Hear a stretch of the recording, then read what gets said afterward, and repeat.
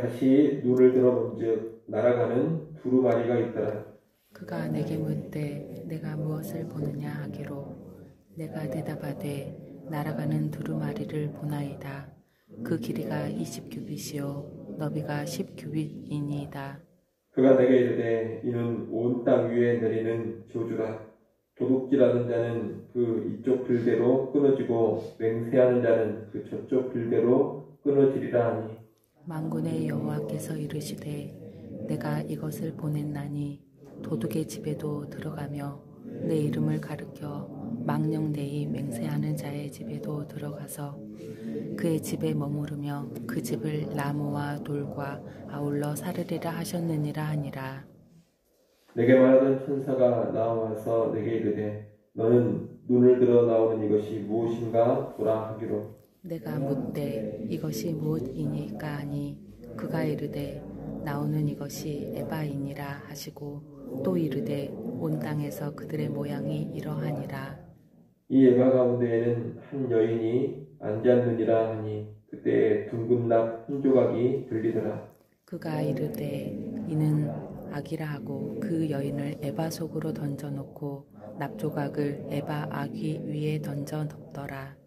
내가 또 눈을 들어본즉 두 여인이 나오는데 학의 날개 같은 날개가 있고 그 날개에 바람이 있더라. 그들이 그 에바를 천지 사이에 들었기로. 내가 내게 말하는 천사에게 묻되 그들이 에바를 어디로 옮겨 가나이까 하니 같이 봅니다. 그가 내게 이르되 그들이 신할 땅으로 가서 그것을 위하여 집을 지으려 함이니라. 준공되면 그것이 제 처소에 머물게 되리라 하더라. 아멘. 오늘 본문은 스가랴 선지자가 본 6번째 환상과 7번째 환상입니다. 1절부터 4절은 6번째 환상인데 큰 두루마리 환상입니다. 2절에 보면 스가랴 선지자는 길이가 20규빗, 너비가 10규빗 되는 날아가는 두루마리를 봅니다. 이것을 미터로 환산하면 길이가 약 9m, 폭이 약 4.5m 정도 되는 아주 거대한 두루마리입니다. 이 두루마리라는 것은 고대의 책과 같은 것인데 이 두루마리 양면에 죄에 대한 심판과 저주의 글이 쓰여져 있었습니다. 3절에서 천사는 도둑질하는 자는 두루마리 2편에 쓰여진 내용대로 끊어지고 망령된 맹세를 하는 자는 두루마리 저편에 쓰여진 내용대로 끊어지리라고 합니다.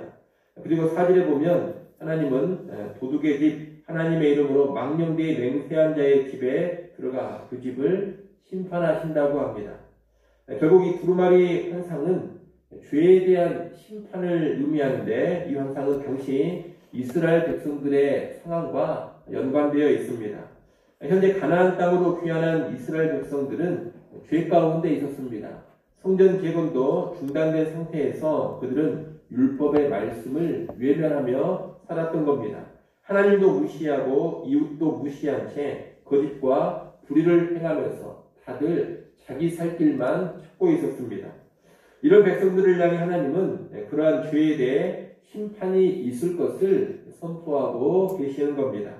특히 하나님은 여호와의 이름으로 망령되이 맹세하는 자와 도둑질하는 죄를 지적하고 있습니다. 이것은 10계명에 3계명과 8계명을 지적하는 것인데 3계명은 하나님과의 관계요 8계명은 공동체와 이웃과의 관계입니다. 하나님은 하나님과의 관계뿐만이 아니라 언약 공동체를 훼손하는 죄에 대해서도 단호히 심판하실 것을 말씀하고 계시는 겁니다. 이어지는 5절로 11절은 에바 속의 여인 환상입니다. 앞서 본 두루마리 환상이 이스라엘 백성 가운데 가득한 죄악과 그 죄에 대한 심판의 선언이라면 이제 언급되는 에바 속의 여인 환상은 그 죄악을 제거하신다는 말씀입니다. 이 환상을 보면 먼저 에바가 하나 나오는데 에바라는 것은 부피를 측정하는 용기로서 여기서는 언약의 기준에 맞추어 율법의 기준에 맞추어 이스라엘 백성이 잘 살고 있는지를 가늠하는 잣대 역할을 하고 있습니다. 그런데 이 에바 속에 한 여인이 앉아 있습니다. 8절에 보면 에바 속에 던져진 이 여인은 악이라고 합니다. 여인으로 의인화된 이 악은 당시 이스라엘 백성 가운데 만연한 죄악을 의미합니다. 이 죄는 여신 숭배와 연관된 우상 숭배의 죄로 볼 수도 있고, 앞서 6번째 환상에서 지적했던 백성의 죄들이라고도 할 수가 있습니다. 여하튼 하나님은 이 죄악들을 에바 속에 던져버리고 둥근 납조각으로 에바의 입구를 막아버립니다. 납은 무거운 금속인데 이 납으로 입구를 막아서 죄가 나오지 못하도록 하는 겁니다. 죄의 활동력을 가두고 막아서 억제시켜버리는 모습입니다. 그리고 난 후에 학의 날개 같은 날개를 가진 두 여인이 나와서 에바를 들어 북방의 신할 땅으로 옮겨가는데 두 여인의 날개에는 바람이 있다고 합니다. 학의 날개라는 것은 커다란 날개라는 뜻도 있고, 당시 유대인들이 생각할 때 학은 북쪽으로 날아가는 새다, 이런 관념이 있어서 학의 날개를 가진 여인으로 묘사를 하고 있는 것 같습니다. 에바를 옮겨간 신할 땅은 북방의 바벨론 땅을 의미합니다. 그 신할 땅은 옛적에 바벨탑이 세워진 곳으로서 하나님을 대적하는 곳, 악의 본산지이기도 합니다. 하나님은 백성의 죄를 다 모아서 이제 그곳으로 보내어 버린다는 겁니다. 그리고 11절에 보면 하나님은 신할 땅의 집, 곧 악을 가둘 장소를 마련하셔서 악을 그곳에 두겠다고 하십니다. 당시 바벨론에는 온갖 우상들을 섬기며 하나님 앞에서 범죄하는 신전들이 많이 있었습니다. 그런데 하나님께서는 그런 바벨론으로 악을 다 보내버리신다, 이런 의미로 11절의 말씀을 하시는 것 같습니다. 이 말씀 또한 바벨론이 악의 집결지라는 것을 의미하기도 합니다. 모든 악이 그곳에 모여 있습니다. 그래서 성경을 보면 바벨론은 항상 하나님을 대적하는 악의 중심지로 나타납니다. 대표적으로 계시록에도 보면 바벨론은 하나님과 교회를 대적하는 세력, 타락한 악한 세상의 상징으로 등장을 합니다.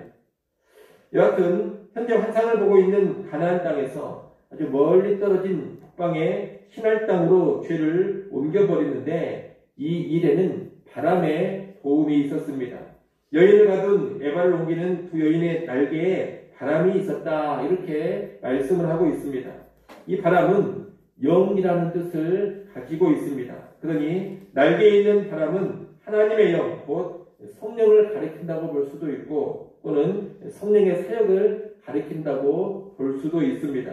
이것은 하나님의 백성 가운데 만연한 죄악을 일수하는 일을 성령께서 이루신다라는 것을 보여줍니다. 성령의 사역을 통해서 백성들로부터 죄가 떨어져 나와서 멀리 옮겨지는 그런 역사가 일어나게 되는 겁니다. 이상이 6번째, 7번째 환상의 내용인데, 이 6번째, 7번째 환상은 포로 생활에서 귀환해 성전을 재건하려는 백성들에게 무엇이 더 중요한가, 이것을 가르쳐 줍니다. 외적인 성전을 재건하는 일도 분명히 중요합니다. 하지만 더 중요한 것은 무엇이냐? 백성 가운데 죄악이 제거되는 것입니다. 율법을 어기고 하나님과 이웃을 향해 범죄하고 있다면 성전 재건은 사실 의미가 없는 겁니다. 그런 가운데서는 외적인 성전 재건도 힘들 뿐더러 설령 성전을 재건한다 하더라도 하나님 앞에서 아무런 의미가 없다는 겁니다. 하나님의 백성에게 있어서 가장 중요한 것은 무엇이냐? 다른 게 아닙니다. 하나님과 맺은 언약에 충실하면서 하나님의 말씀대로 살아가는 삶입니다. 율법의 정신을 따라서 하나님을 사랑하고 이웃을 사랑하면서 사는 것입니다. 그런 삶이 하나님의 백성에게는 가장 중요하고 가장 우선적으로 요구되는 모습인 겁니다. 그래서 하나님은 6번째 환상을 통해서 죄에 대한 심판을 말씀하시며 경고하시는 것이고, 7번째 환상을 통해서는 죄 문제를 먼저 처리해 주신다는 말씀을 하시는 겁니다. 여러분, 우리 하나님은 언제나 죄의 해결을 먼저 원하시고 요구하십니다. 또 하나님이 일하실 때는 언제나 먼저 죄악의 문제를 해결하십니다. 주의를 하고 어떤 활동이나 사역을 하는 것은 그 다음의 문제입니다. 성전 재건보다 죄로부터의 거룩이 훨씬 더 중요하고 언약 백성답게 사는 삶이 훨씬 더 중요한 것입니다. 오늘날도 그렇습니다. 오늘날도 주의 백성들이 예배당을 짓거나 외적인 복음 사역을 크게 감당하거나 이런저런 교회 사역을 활발하게 감당하는 것보다 중요한 것이 무엇이겠습니까? 죄로부터 벗어난 거룩한 삶입니다. 하나님 말씀에 순종하면서 하나님을 사랑하고 이웃을 사랑하는 삶입니다. 이것이 없다면 아무리 큰 예배당을 건축하고 또 아무리 거창한 전도나 선교 사역을 하고 수많은 사람이 모이는 그런 사역을 감당한다 하더라도 하나님 앞에서는 의미가 없는 겁니다. 이것을 꼭 기억하시고 언제나 성령의 도우심을 통해서 먼저 죄로부터 정결케 되어지는 삶, 죄를 떠나는 거룩한 삶을 살아가는 주의 백성들이 되시기를 바랍니다. 자기 삶을 잘 돌아보시고 어떤 일과 활동과 성과나 업적보다 나의 거룩에 더 깨어있고 민감하게 반응하시기를 바랍니다. 그 어떤 거대하고 위대해 보이는 하나님의 일을 한다 하더라도 거룩하지 않으면 의미가 없다는 것을 기억하셔야 됩니다. 또 성령께서 하시는 가장 중요한 일도 큰 활동, 큰 성과를 나타내는 그런 일이 아니라 내 자신을 거룩하게 하는 일, 그것이 성령이 하시는 가장 중요하고 핵심적인 사역이라는 것도 잘 아셔야 합니다. 이를 꼭 기억하시고 성령의 참된 사역을 힘입어서 언제나 거룩에 깨어있고 거룩의 진전을 먼저 보이는 주의 백성들 될 수 있기를 간절히 축원합니다. 기도하겠습니다.